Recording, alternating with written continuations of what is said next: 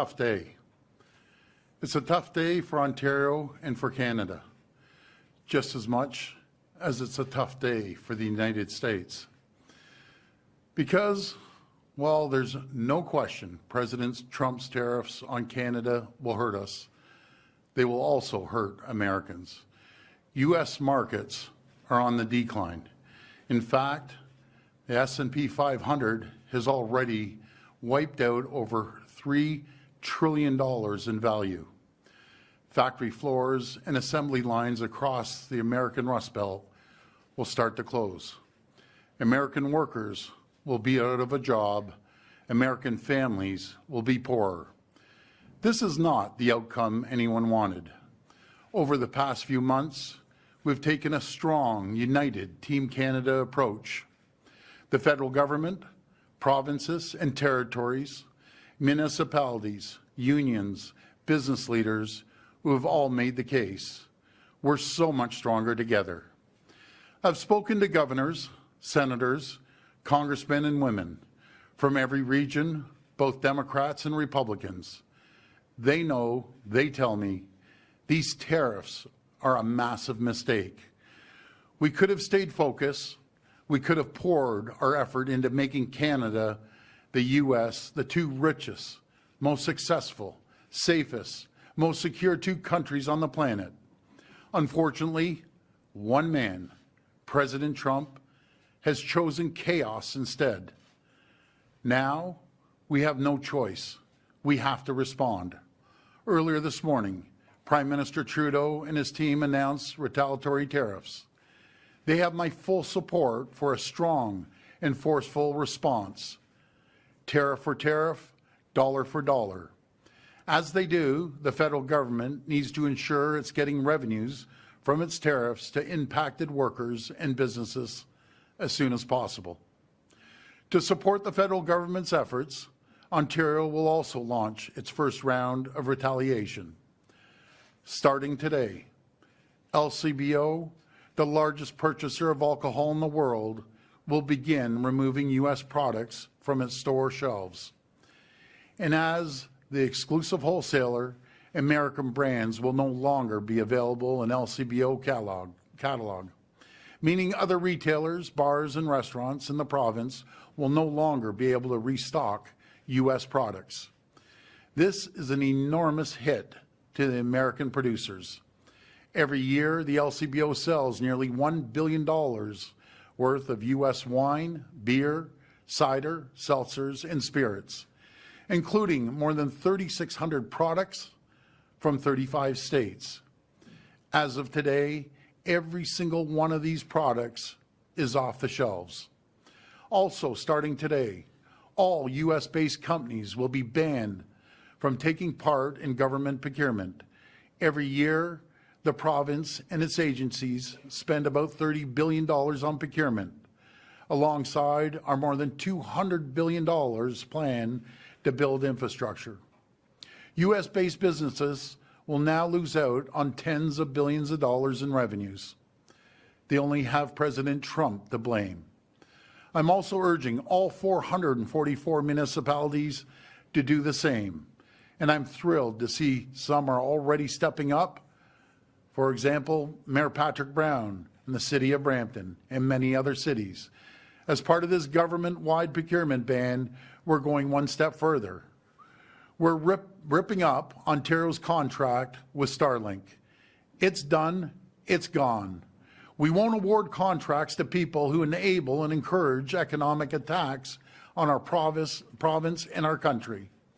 Alongside federal tariffs and the measures my fellow premiers are bringing forward, this Team Canada's opening response.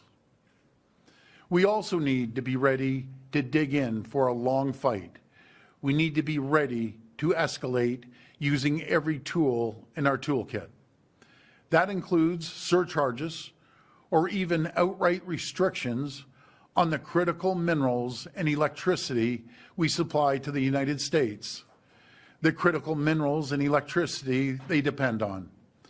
Today, I'm writing to every senator, every congressman and woman, and the governors from New York State, Michigan, and Minnesota telling them that these tariffs persist.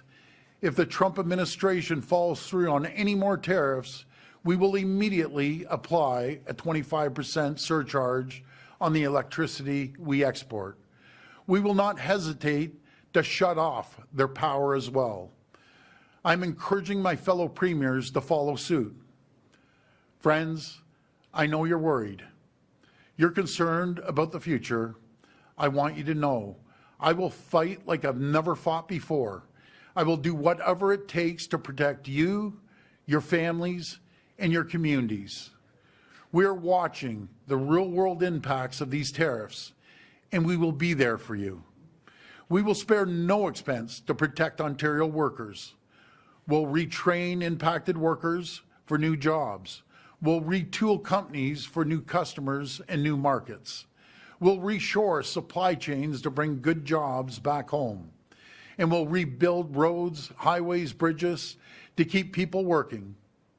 Led by my friend Premier Tim Houston, we're breaking down costly internal trade barriers. And we need to cut the red tape to end the delays that are blocking projects with enormous economic potential like the Ring of Fire. Canada and Ontario did not start this fight. We want to work with our American friends and allies, not against them. We said we'd never start a trade and tariff war with the U.S., but you better believe we're ready to win one. Friends, I've always been straight up with you. The coming days and weeks will be hard. Businesses and families will feel the pain of this needless fight. But together, we're going to stand up for Canada. We're going to get through this more united than ever before. Together, we're going to protect the true north strong and free. Thank you, and may God bless the people of Ontario. We will now take questions from the media. Please come to the mic and state your name and outlet. Just a reminder, it's one question and one follow-up. First question. This morning, the Prime Minister said he now believes that what Trump wants is the total collapse of the Canadian economy because that will make it easier to annex us. Do you agree that this is what Trump wants? Yes, I agree with the Prime Minister. That's what President Trump wants, to dismantle, close down plants, take food off our table. But I can tell the Canadian population and the Ontario population will fight like we've never fought before. The difference is the federal government, we have the lowest debt in the all G7. And Americans, the U.S., have one of the highest debts. And talking to the American people and all the elected officials, no one is agreeing. When Warren Buffett comes out and says this is basically, he's saying it's a disaster, along with every other CEO down in the U.S., this will affect Americans. It will hurt Canadians, but it's going to hurt Americans. The assembly lines in the auto sector will shut down within 10 days, I predict. Hopefully they won't, but I'm predicting they'll shut down because of the trade that we do back and forth, the supply chain. That parts, as you've heard many times, goes back and forth up to 8 times, each time hitting a 25% tariff on both sides of the border. I am almost positive the assembly plants will shut down on both sides of the border. Premier Mark McAllister from City News. Hi, Mark. You've recognized the fact that this is going to hurt on this side of the border as Yes. well. The Prime Minister said that his priority first is to try and keep these tariffs from lasting any longer than they need to, not necessarily managing what can be done to help Canadians and deal with their loss. I'm just wondering what you can do right away to help people in terms of resources, perhaps cash. I'll be sitting down with Prime Minister Trudeau this afternoon, along with the premiers. We do have a plan, so no different than the pandemic, very similar. We'll be supporting the people, we'll be supporting companies, and we're making sure that we diversify our trade, bring in more opportunities from around the world. Folks, we have 51 countries that we have tariff-free agreements with. We need to unite with them. We've brought over $70 billion of business from around the world to Ontario, but we need to continue. What we have to blame, we need to look in the mirror. Over the last decades, We've taken the U.S. for granted as their #1 trading partner. We need to speed up approvals on critical minerals that the world wants, the Americans need, and we have. We can no longer take 10 years to get shovels in the ground. This is what we need to do on many areas. We need to move quickly. We need to move quickly on infrastructure projects across Ontario. The federal government, they need to move quickly on making sure that when they go out for procurement, they're Canadian companies. They have to speed up the procurement. One example is the 400 light armored vehicles in London with General Dynamics. We can't hold on to these purchasing agreements. We need to move them forward to give people certainty. We need to start building roads and highways and bridges. We need to start building rail right across the country. We need to build a pipeline east, west, and north. We should have done this decades ago. Again, we need to move quickly on this because this isn't the end of Donald Trump. We're going to be dealing with Donald Trump for another 4 years of unpredictability, threats to all or their neighbors, but right around the world.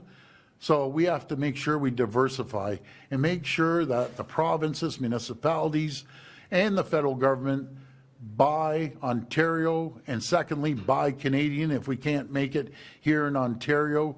And again, I mentioned it the other day to the retailers. Across Canada, we buy $800 billion worth of retail products, no matter if it's grocery or tools or other things. We have to make sure we onshore these products. And if the big 5 retailers or 6 retailers in the groceries, you can't find it anywhere else, we will make it here in Ontario or other places around the country. We need on the shelf talkers. I love, by the way, the apps that are coming out. But little Ms. Jones that are walking down the aisle, she's not using that app to scan every single bag and every single product. They need to put it very clearly on their shelves. And I'm asking for their support. And if they don't do it, I will legislate it. You put your price, you put the Canadian flag beside the price. And the other ones, I need every product from the U.S. to have the price in an American flag. You don't have to worry about any other products if they're coming from around the world. We aren't battling against the rest of the world. The battle is against President Trump. And I always emphasize, folks, I talk to endless Americans. I talk to endless elected officials. It is not them. Don't blame the American people. It's Donald Trump to be blamed for this. Second question to follow up on that. You said an immediate surcharge on electricity being exported, 25%, but you said you will not hesitate to shut off power as well. At what point does that happen? Well, this is going to be a long battle, and we have to keep our ammunition dry for the next round. As the Commerce Secretary came out and President Trump has said, another round is going to hit us on April the 2nd. And I'm highly recommending to President Trump, don't force our hand. You underestimate Canadians, you're making a massive mistake. We're resilient, we're proud, and we're strong. And we will survive, and we will continue to thrive. We'll get through this together. Richard Southern, 680 News Radio. Premier, no doubt many Ontarians are happy to hear that you're ripping up the contract with Starlink, but can you tell them today what the break fee is, how many of their tax dollars are still going to Starlink as part of the break fee? Well, I'll be getting that information, but it's principle, Richard. This is principle. To cancel Starlinks to President Trump's right-hand man, Elon Musk. And isn't it ironic that he got educated, part of his education was at Queen's, and he's attacking the country and the province that gave him the opportunity to go to Queen's University? They should be embarrassed that he went to Queen's. He should be embarrassed to attack the people that took care of him for a number of years with his family. Premier, will the LCBO be selling the American alcohol it has already purchased? And if not, is there a financial cost attached to that for Ontarians? We're going to store it for what we have right now, and we'll wait until the tariffs come off the table. And then, depending on where we're at, we'll restock the shelves. But in the last a few days, we've been sending a letter down to the governors and all the suppliers of the states saying that these tariffs continue, they're coming off. And as I always use the bourbon as an example, but there's many. But the governor of Kentucky said, don't touch our bourbon. And I said, Governor, that's the first thing we're going after. We're going after their bourbon. I can tell you the people in Kentucky, they're great people. Do anything, but don't touch the bourbon. Well, we're the largest purchaser of bourbon in the world for Kentucky bourbon manufacturers. They're done, they're gone. And I want to thank Senator Mitch McConnell that stood up, one of the few senators, and the other senator slipped my mind from Wisconsin, that actually stood up against Donald Trump. I encourage other congresspeople, other senators, other governors to stand up to Donald Trump. He's two votes short in Congress. If he loses 2 votes, he'll be short of getting his tax breaks. So the congresspeople in the red states, you need to speak up for your people, because your factories are going to be empty, they're going to be shut down, there's going to be unemployment, inflation's going to hit, and it's going to hurt the American people. You need to speak up against Donald Trump and speak up for your people. That's what we do here in Canada. Hey, Premier Barbara with QP Briefing. So when you called the election, you said you needed Ontarians' approval to pass your economic support package to protect the economy. But now that the tariffs really hit us, you can't get this done until mid-March when the legislature is back. So I'm just wondering, do you regret calling this election now? No, that's totally inaccurate, first of all. I'm going to set the record straight. We can do anything right now without going back in the legislature. And secondly, Elections Ontario Act cannot swear in MPPs till March the 17th. Our cabinet is active right now, and we can do whatever we need to do to protect the people of Ontario. So the other question I have, like the Prime Minister said he thinks that the tariffs are not about fentanyl, and that's just the legal justification behind what Trump is doing. So I'm wondering, what do you think the tariffs are about? Well, number one, I believe in strengthening our border. I've believed in that for the last 7, 8 years. But was it a smokescreen? Absolutely, it was a smokescreen. Did we listen to President Trump about tightening up our border? We absolutely did. We've spent over, I think it was $1.5 billion, somewhere around that range with the federal government. We have Operation Deterrence with our OPP, and I want to thank our OPP. I want to thank Commissioner Creek for putting a great team of 200 officers together to patrol the borders, making sure that we have the drones, we have the helicopters, we have water vehicles, we have ATVs, boots on the ground. And I just want to thank the incredible job all our police services across our great province and our great country will always have their backs. Hello, Premier. Stephanie Hughes, Bloomberg. As far as your jurisdiction goes, how will you actually implement cutting off or putting outright restrictions on critical minerals and electricity into the U.S.? What does that process look like? Well, the federal government is in charge of any export. So we will be working with the federal government regarding, I use our high-grade nickel, that the U.S., 50% of what they use down there comes from Ontario. If we have to stockpile it, if we have to ship it around the world, that's what we'll do. But I'll be sitting down talking with the Prime Minister this afternoon on the process of going through that. Follow-up question. Canada's biggest points of leverage with the U.S. are oil, uranium, and potash. What do you have to say about the premiers of Alberta and Saskatchewan who might be expressing reluctance to put taxes on their products there? Well, I have absolutely no jurisdiction in Saskatchewan. I consider Scott Moe a good friend of mine. I've served with him longer than any other premier, and I've talked to him. We need to make sure America feels the pain. You know, Donald Trump wants to go after our dairy farmers. Without potash down there, they don't have a farming system. And when it comes to uranium, they're using that to enrich their uranium down in the U.S. for their nuclear energy. Again, I do not speak for Saskatchewan or on behalf of Premier Moe, but I will encourage him to ship uranium anywhere. Everyone wants his uranium. Ship it out other places, because the only other place they can get uranium is in Russia. And I see President Trump cozying up to Putin. What a disaster that is. He attacks his closest friends and neighbors, stood shoulder to shoulder with them in wars and other crises. And who does he cozy up to? But Putin. You got to be kidding me. You know something? The American people don't agree with him, and he will pay the price in the midterms.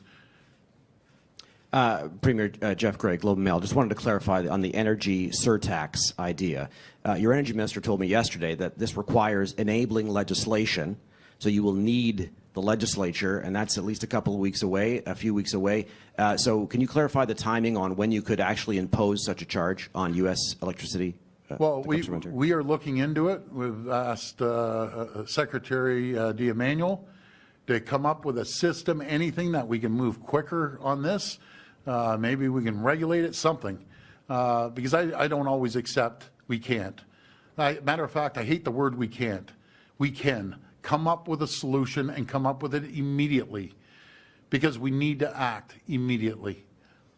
And I wanted to ask, just following up on something you said yesterday about the $70 billion in investment that your government has secured from companies around the world, Stellantis, Volkswagen, the subsidies and so on.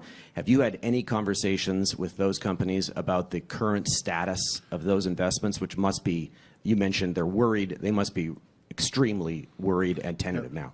It's the word uncertainty, and thank you for that question. It's uncertainty. I know Minister Vic Fedeli is working hand in hand with them.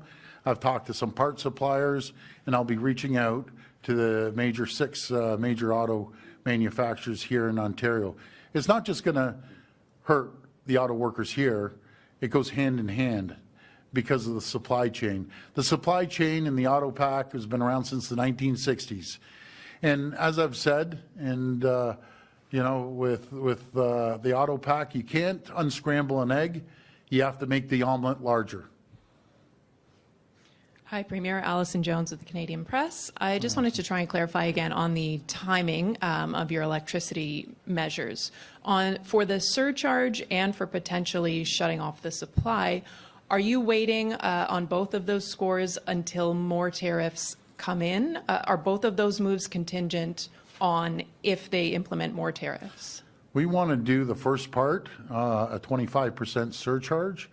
We have contacted the governors, senators, congresspeople. The letters are going out this afternoon to tell them that's exactly what we're going to do. And if they go further into April, then we'll cut off their electricity.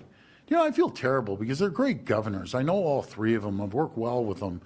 You know, I've met them all. We've had them to Ontario. They're great people.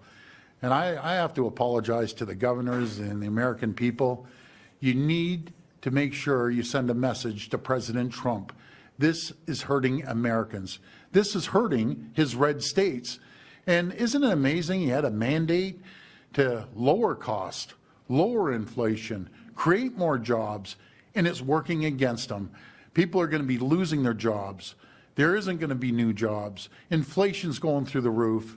And as I told my American friends on the networks, and I changed it from the Canadian to American, but the stock market, I predicted the other day, will go downhill quicker than the American bobsled team.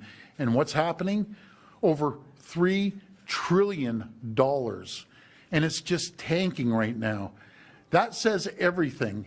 When the market drops, that's the people speaking. That's investors around the world speaking. That's pension funds speaking. And all the CEOs down in the U.S. of the largest corporations in the world.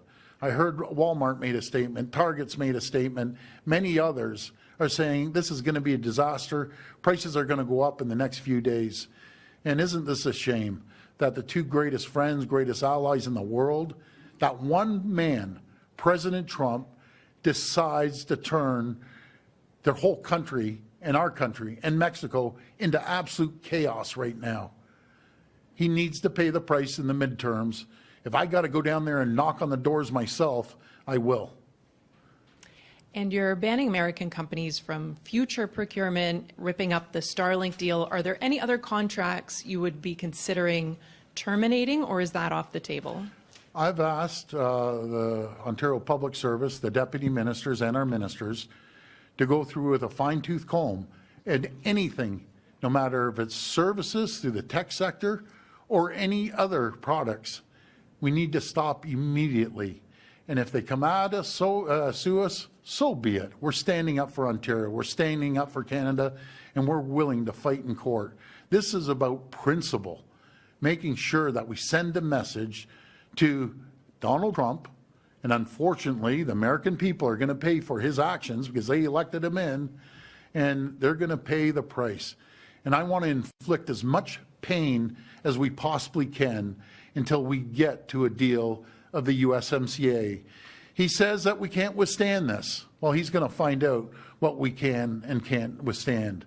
Sure, it's going to be tough. It's going to be very tough. But I've never seen patriotism like I've seen running wild across the country. When I go into the grocery store and I see people turning the bag around to read where it was made, they shouldn't have to do that. The retailers need to act, and I'll be calling all the retailers, the CEOs, to act immediately on the shelf talkers. You should be able to walk down the aisle and see if it's Canadian or American instantly. And I understand there's some things you might just have to buy, right, out of the U.S. But for the most part, even if we switch our buying power just a little bit, as much as we possibly can, that the Canadian people are doing, I'm seeing it here in Ontario, that's going to put pressure on the U.S. And it's going to put pressure on companies like Procter & Gamble, Unilever, Nestle. Those are some of the big companies that ship in a ton of products here. So the CEOs of those three companies and many others, you need to get a message, you need to get your lobbyists, you need to do something and call President Trump and call him out for how he's going to lose jobs in the U.S. because of his reckless decisions. Hi, Premier. Lorenda Redekop with CBC News. You talked about the auto industry and that those plants on both sides of the border could close within 10 days. I've heard even shorter than that from other people. Yes. Is there another industry that you are most concerned about that where there could immediately be those types of closures? I am. Manufacturing. Manufacturing of all goods. We're an economic powerhouse in North America. We can manufacture anything and everything here because of the skills of the people here in Ontario. So I'm very concerned about that as well. You've talked about Buy Canadian. We're seeing that from a lot of Ontarians right now. We're also hearing them talk about not wanting to travel to the U.S. I know you have some pretty deep connections south of the border. I don't know for you personally if this will affect your travel. You know, something that I can't dictate. Like if some family goes down to California or Arizona or Florida, that, I can't control that. And I would say carry on. But the biggest impact that we could have is right here in Canada, right here in Ontario. Stop buying U.S. goods. I just wanted to clarify. I was talking about your travel, not family. Oh, my travel. If I got to go down on business, I'll go down on business. If I have to go to Washington, I'll go to Washington. If I have to go down and visit governors, I'll go down and visit governors. Again, I can't tell people to restrict their travel. A lot of people. I'll give you an example because this is a good question. 3.2 million Canadians go to Florida every single year. They own $30 billion with a B, $1 billion worth of real estate. They pay $1 billion of taxes, and they spend approximately $10 billion. And guess what Governor DeSantis says? Well, they'll still come down, and I'm sure they will. But what an attitude! What an attitude! You should be grateful 3.2 million Canadians come down there. And again, I'm not blaming the people, the residents of Florida. They're great people. And I'm not telling people don't travel or anything. But when you're in Canada, do your very best, very, very best to buy Canadian products. And as well, in my next press conference, I'll come out with all the cars that we manufacture right here in Ontario through Toyota, through Honda, through General Motors. I know Stellantis is retooling. As well as Ford. And Volkswagen, we want to continue moving forward, building the largest battery facility in North America. Hey, good afternoon, Premier Colin DeMello from Global Hi, Colin. News. During the election, you had mentioned, or you had proposed something in the neighborhood of $18 billion in terms of economic supports. Yes. Can you actually deliver those economic supports without the legislature first voting on it? Yes, we can. Yeah, I confirm that, Colin. We can move forward and get that done. We're going to be there. I'll spare no expense, just similar to the pandemic. I'm going to support the people. I have the confidence in the people of Ontario. We will bounce back stronger and more united than ever. We've learned lessons here. We've learned lessons that we shouldn't be taking 10 years when there's hundreds of billions, if not $1 trillion worth of critical minerals the world want, and we're hitting barrier after barrier, no matter if it's a federal government or other areas. The federal government, when it comes to critical minerals and the Constitution, it falls under the provinces and the territories. Please, get out of our way. We need to get shovels in the ground. We need to get these minerals back up and shipped out right across the world and across Ontario. So can we then talk about the speed at which you're going to deploy those resources? Because part of that was a $5 billion Protect Ontario fund that businesses could draw from. At what point will that fund be available? We're going to have a discussion today, and thank you for that, Colin. We're going to have a discussion today with the Prime Minister and the other premiers and see what sectors are getting hit the hardest. But I encourage the federal government, all the tariff money needs to go back to the people and the businesses immediately, as quickly as they can, to support these businesses and support the people. And we're there. Good afternoon, Premier. It's Rob Ferguson, Toronto Star.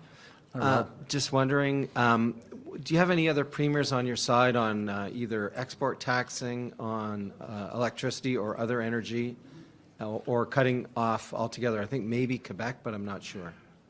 I've had many conversations. I had one with Premier Legault. I don't want to make it a habit of speaking on behalf of other provinces. Premier Houston is in the next room. He'll be coming out right after I'm done here. You can ask them. You can also get your affiliates across the country to ask them.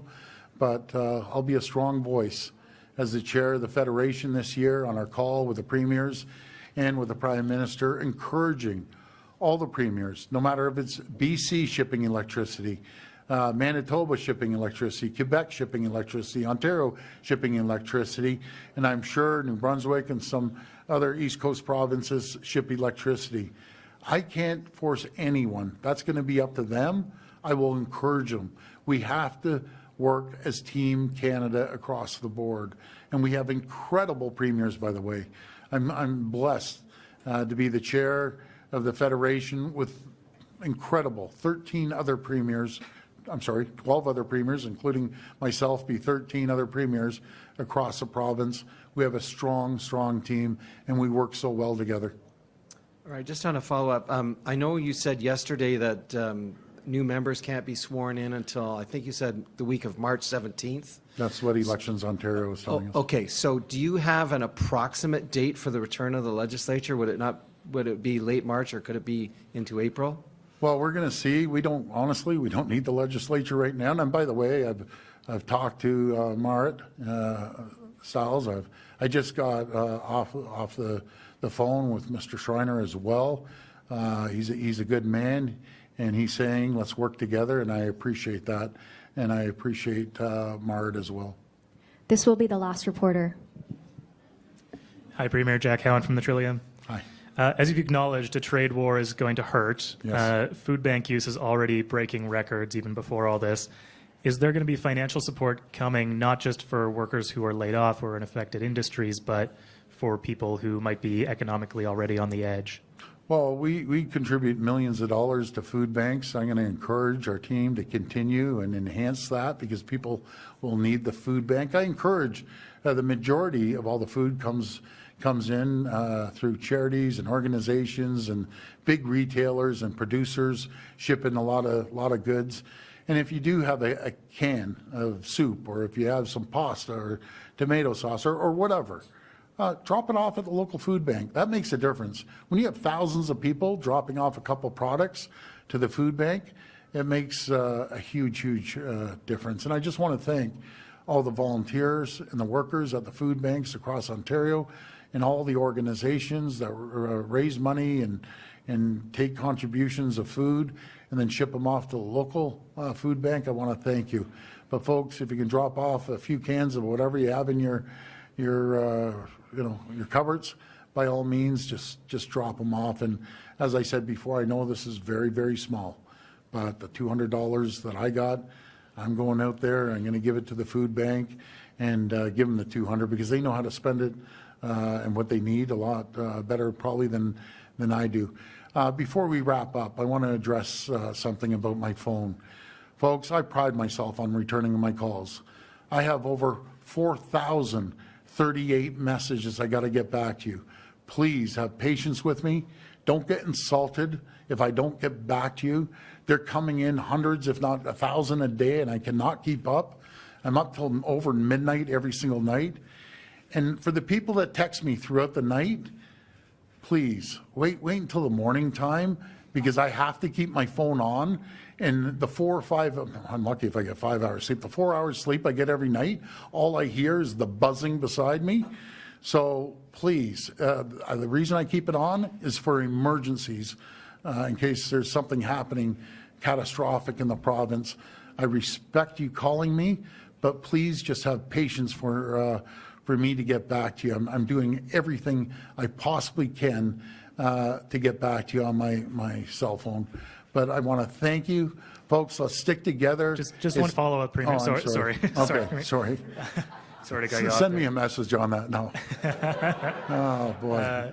I try sometimes. Ontario regularly sends electricity to the U.S. at negative prices when demand falls here, meaning we're basically paying them to take it off our hands. Yeah. So if you end up cutting off electricity to the U.S., where will the excess electricity go? I'm having a conversation with the Minister of Energy. I want to reallocate that to our manufacturing facilities to make ourselves more competitive. Let's see what we can do with the additional electricity to lower the cost for our manufacturers that are in a tight spot right now. But I'll tell you one thing, it's not going down to the U.S. if this continues. And I will not hesitate. I want to keep some of our powder dry because this is going to be a prolonged battle. But I hope we don't have to do that. Do you know what I'd rather do?